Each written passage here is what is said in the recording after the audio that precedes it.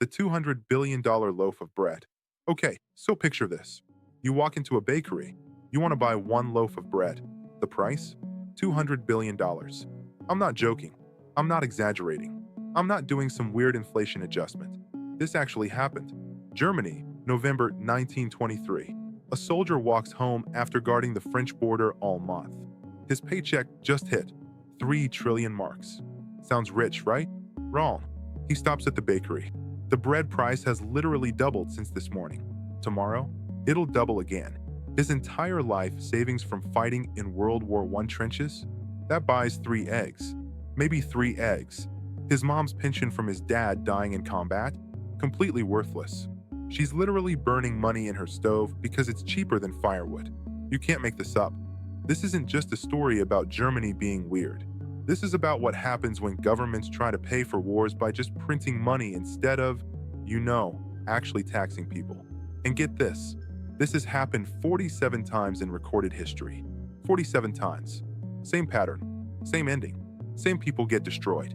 The soldiers who fought, the families who sacrificed, the people who saved their money and trusted the system. All of them get wiped out by their own government's currency. You think inflation is when your Starbucks costs an extra dollar. That's nothing. That's a rounding error compared to what I'm about to show you. When nations go to war and decide to fund it by destroying their own money, inflation doesn't slowly creep up. It explodes. And the people who get hurt the worst? Not the rich people, not the politicians. It's the soldiers, the veterans, the people who literally bled for a country that's now bleeding their savings dry. Let me show you the pattern. It's been happening for 2,000 years. And honestly, it's starting again right now. Let's go back to Rome, 260 AD. Emperor Valerian just got captured by the Persians. This is like the most embarrassing military loss in Roman history. His son Gallienus takes over, and immediately everything's on fire. The legions want their paychecks. They're fighting wars on 6 different borders at the same time. Germans attacking from the north, Persians from the east. Rebellions everywhere. But Rome's treasury? Empty. Completely empty. Wars aren't cheap. Never have been. The legions expect to get paid in silver denarii, solid silver coins that actually hold value. But Gallienus has a massive problem. There's not enough silver. So he does what every desperate government does. He cheats. He tells the mints to make coins that look like silver but aren't. Mix it 50-50, silver and copper. The soldiers can't tell the difference at first. The coins look right, feel right, weigh almost right. Problem solved, right? Wrong. So wrong. Here's what Gallienus doesn't understand. What no government ever seems to understand. You can't cheat reality. The merchants figure it out within months. They've been cutting and testing coins for centuries. They're not stupid, so they raise their prices. If the coin is only half silver, they charge twice as much. Simple math. Now the soldiers notice their paychecks don't buy what they used to. They demand raises. Gallienus gives them raises by minting even more fake coins. Now it's 40% silver, then 30%, then 20%. By 270 AD, just 10 years later, the denarius is 5% silver. Prices have gone up 20 times. A Roman soldier's annual salary in 260 AD could buy you a small farm. By 270 AD, 2 months of food. All those soldiers who saved their money for retirement, everything they fought for, every coin they put away, now worthless. Not reduced, worthless. The empire collapses from the inside. Not because they lost battles, because they destroyed their own money trying to pay for those battles. Diocletian takes power in 284 AD and tries to stop inflation by just making it illegal. The Edict on Maximum Prices. He literally lists maximum prices for over 1,000 different things. If you charge more, execution. Does it work? Of course not. It never works. You can't just legislate value into existence. Merchants stop selling at the official prices. They hide their goods. They trade in secret. The black market becomes the only market. And the soldiers who fought for Rome end up begging in the streets while the people who cheated the system get wealthy. Let that sink in. Fast forward to France, 1789. The revolution just started. King Louis XVI is out. The new government has the exact same problem Rome had 1,000 years earlier. Empty treasury, expensive wars, people demanding services. The revolutionary government has what they think is a brilliant idea. Paper money called assignats. backed by church land they just confiscated. Seems reasonable, right?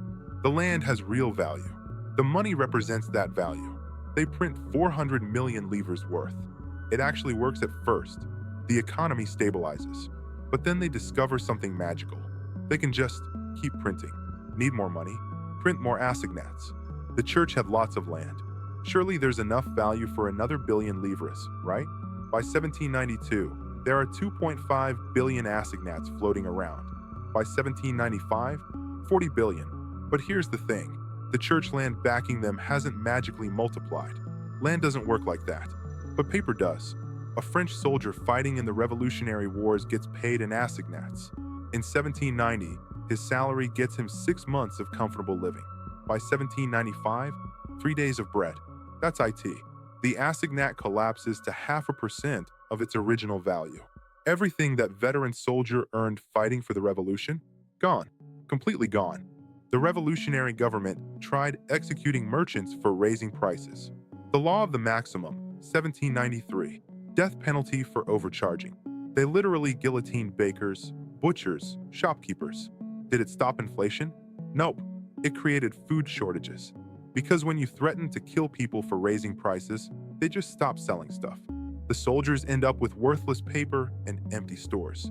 They fought to overthrow a king and ended up poorer than before they started. Now let's jump to Germany, 1914. World War I kicks off. Germany expects it to be quick, 6 months, maybe a year tops. The war lasts 4 years. Germany's payment strategy, borrow now, make the losers pay us back later. They'll win, force massive payments from France and Britain, use that money to pay off the war debt. Great plan, except they lose. Now Germany owes impossible amounts of money with zero way to pay it back. The Weimar Republic starts printing. Not crazy at first, just enough to keep things running. Just enough to pay pensions to war widows and disabled veterans. Just enough to make debt payments. But just enough keeps growing. Check out these numbers. January 1919, $1 equals 9 marks. July 1922, $1 equals 493 marks. January 1923, $1 equals 17,972 marks. Okay, that's getting bad. But then look at this. July 1923, $1 equals 353,000 marks. November 1923, $1 equals 4.2 trillion marks. Not billion, trillion. Prices are doubling every 3.7 days. Every 3.7 days, everything costs twice as much. A soldier's pension becomes worthless between sunrise and sunset. His savings account, maybe 50,000 marks he saved up over a decade of military service, now buys a postage stamp. Maybe. Let me make this real for you. There's this veteran named Werner Skolem who kept a diary. October 1923. He writes about buying bread. Monday morning, 140 billion marks per loaf. Monday afternoon, same day, 180 billion marks. Tuesday morning, 260 billion marks. He gets paid Wednesday, 3 trillion marks. Sounds like so much money, right? By Friday, that entire week's salary buys 12 loaves of bread. 12. His dad's life savings, 500,000 marks, earned over 40 years of work. On November 15th, 1923, those 500,000 marks buy 1/3 of a newspaper. 1/3. His mom is burning marks in the stove, actually using currency as fuel. Why not? A bundle of marks gives more heat than the single piece of coal those marks could buy. The middle class? Destroyed. The soldiers who fought? Destroyed. But some people get rich. People with debts get rich. If you owed 100,000 marks on your house in 1919, by 1923, you're paying off your entire mortgage with money that can't buy bread. Speculators get rich. They borrow marks in the morning, buy real stuff, pay back the loan in the afternoon with money that's already worth 30% less. The savers, the soldiers, the pensioners, the people who played by the rules, destroyed. And they're angry. They're looking for someone to blame, someone to punish, someone to give them back what they lost. This anger, this betrayal, this is what fuels the rise of extremism. The hyperinflation of 1923 creates the conditions for 1933. The destroyed middle class becomes the base of the Nazi Party, not because they loved fascism, because they loved their savings and someone promised to get back what was stolen from them. Here's the pattern nobody talks about. It's always the soldiers who get destroyed first and worst. Every single time. Why? Because soldiers get paid fixed salaries set by government budgets. Some general decides in January what soldiers will earn all year. But when inflation explodes, those salaries become worthless while everyone else can adjust. The baker raises bread prices daily. The landlord raises rent monthly. The merchant adjusts prices by the hour. But the soldier's salary stays the same until next year's budget. He's trapped earning yesterday's money in tomorrow's economy. The Confederate States, 1861 to 1865. The Confederacy funds the Civil War by printing Confederate dollars. In 1861, one Confederate dollar equals $1. By 1865, one Confederate dollar equals $0.017. A 98% collapse. A Confederate soldier's monthly pay, $11. In 1861, that's a month's worth of food and supplies. In 1865, 2 pounds of bacon. Maybe. Confederate veterans who save their pay come home to worthless colored paper. All their sacrifice, their suffering, their loyalty, rewarded with paper that can't buy a meal. Zimbabwe, 2000 to 2008. President Mugabe needs money for a war in Congo and for political payments to Independence War veterans. The Reserve Bank of Zimbabwe just starts printing. Inflation starts at 56% per year. Annoying, but manageable. Then 585%. Then 1,730%. Then it goes absolutely insane. By November 2008, inflation hits 79.6 billion% per month. Prices double every 24.7 hours. Every single day. A Zimbabwean soldier's monthly salary in October 2008, 200 billion Zimbabwe dollars. That salary buys one loaf of bread. One loaf for an entire month of military service. The government prints $100 trillion notes, the highest denomination currency ever printed in human history. It can't buy a bus ticket. Venezuela, 2016 to 2020. The government funds social programs and military spending by printing bolivars. Inflation hits 65,374% in 2018. A Venezuelan soldier's monthly salary, 18,000 bolivars. A dozen eggs, 150,000 bolivars. A soldier can't afford a dozen EGGS on his monthly salary. The military, the institution keeping the regime in power, can't feed itself on its official salary. The soldiers survive through corruption. They shake down citizens. They run criminal operations. They abandon posts to sell stuff on the black market because their official salary is worthless. The government that depends on military loyalty destroyed that loyalty by destroying the currency. Here's the mechanism that drives every single case. Step 1. Government fights expensive war or does massive spending. Step 2. Government doesn't raise taxes because that's unpopular and takes time. Step 3. Government prints money because it's easy and instant. Step 4. More money chasing the same amount of stuff makes prices go up. Step 5. Government prints more money to keep up with rising prices. Step 6. Prices rise faster than the government can print. Step 7. Currency collapses, hyperinflation, society breaks down. Step 8. Soldiers and savers get destroyed, speculators and people with debt get rich, political extremism explodes. The pattern takes anywhere from 6 months to 10 years, depending on how recklessly the government prints. But it always ends the same way. The people who sacrifice for the nation lose everything. The people who game the system get rich. And the government that caused the whole crisis blames merchants, foreigners, speculators, anyone except themselves. Now let me show you why this matters right now. Global military spending in 2023, $2.24 trillion. That's a record, highest in human history. The wars aren't as big as World War II, but the spending is approaching those levels in real terms. Who's paying for it? In the US, massive deficit spending. The federal deficit in 2023, $1.7 trillion. The government is spending $1.7 trillion more than it collects in taxes. How do you fund a $1.7 trillion gap? You print money, not literally printing bills, but the Federal Reserve buys government bonds. Same effect. New money enters the system. The M2 money supply increased 40% from 2019 to 2023. That's not normal.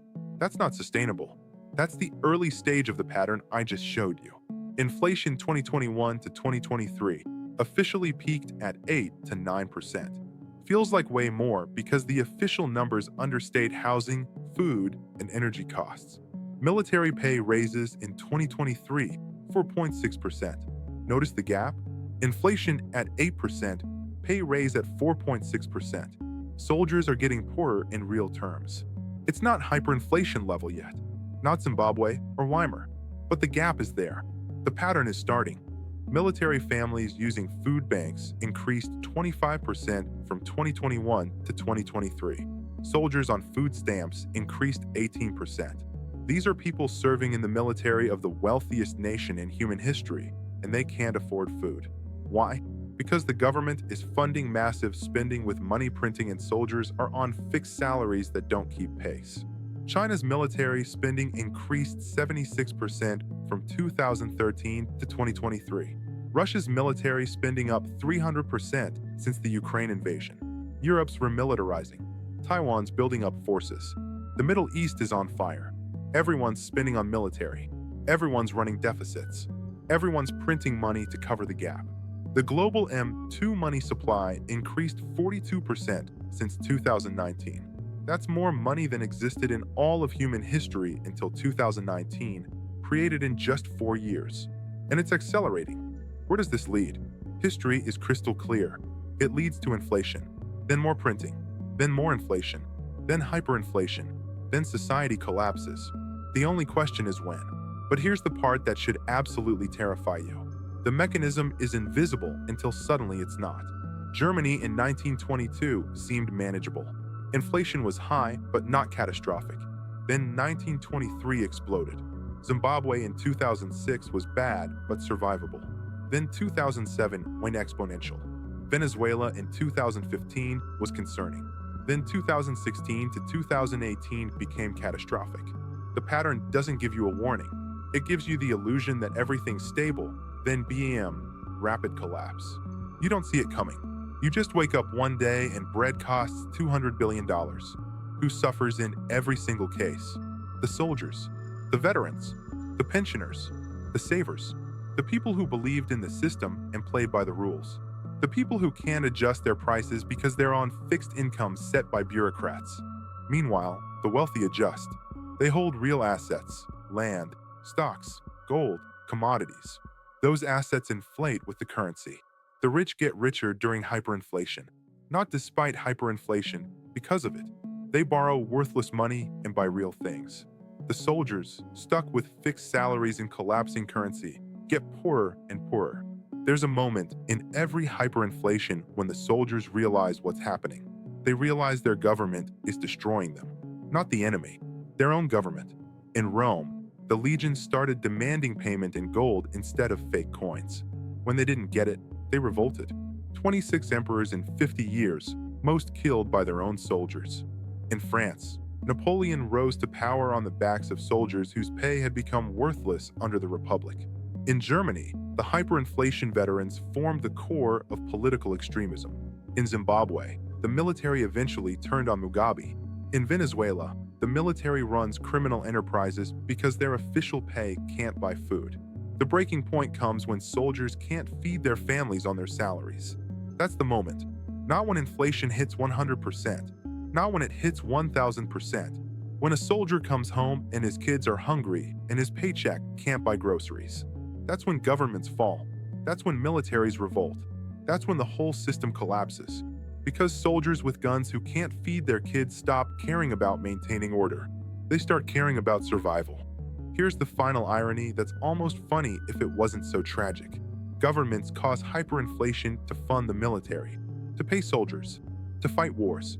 But hyperinflation destroys the military by making soldiers pay worthless. The very tool they use to strengthen the military ends up destroying it. You can't have a loyal military that can't eat. You can't have discipline when privates are robbing people because their salary won't buy bread. Every government that inflates its currency to fund its military eventually destroys that military through the same inflation. The Roman Empire collapsed. The French Revolution turned into Napoleon's dictatorship. Weimar Germany became Nazi Germany. The Confederacy lost the Civil War partly because Confederate soldiers deserted to find food their worthless pay couldn't buy. Zimbabwe's military became a criminal organization. Venezuela's military is held together by corruption and brutality, not loyalty. The pattern is perfect. Inflate to fund military. Inflation destroys military. Military becomes unreliable. Government falls. Different centuries, different continents. Same mechanism, same result. Every single time. And it's starting again. Right now, the deficits are massive. The money printing is massive. The inflation is starting. The soldiers are getting poorer in real terms. The breaking point hasn't arrived yet, but the pattern is in motion. You can see it in the food bank numbers. You can see it in the recruitment crisis. Fewer people want to join militaries that can't maintain their standard of living. You can see it in retention problems. Experienced soldiers are leaving because they can make more money in civilian jobs. Not because they don't believe in service, because they literally can't afford to serve. What happens next? History gives us the answer. Either governments stop the deficit spending and money printing, which means massive cuts to military budgets and social programs. That's political suicide. Nobody does this voluntarily. Or they continue printing. Inflation accelerates, and eventually hyperinflation destroys the currency, the military, and the government. There's no third option, no magic solution, no clever economic policy that threads the needle. Every nation in history that tried to print its way out of spending problems failed. Every single one. The only variable is how long it takes and how bad it gets. Germany's true hyperinflation lasted 18 months. The soldiers who survived World War I lost everything they fought for. Their pensions became worthless. Their savings evaporated. Their faith in the system died. And when someone with a funny mustache promised to restore what was stolen, they believed him. Because the alternative was admitting they'd sacrificed everything for nothing. The soldier who comes home to find bread costs $200 billion isn't just financially destroyed. He's psychologically destroyed. He fought for his country. He believed his country would honor that sacrifice. And his country paid him in worthless paper. That betrayal doesn't heal. It festers. It becomes rage. And that rage fuels whatever political movement promises revenge.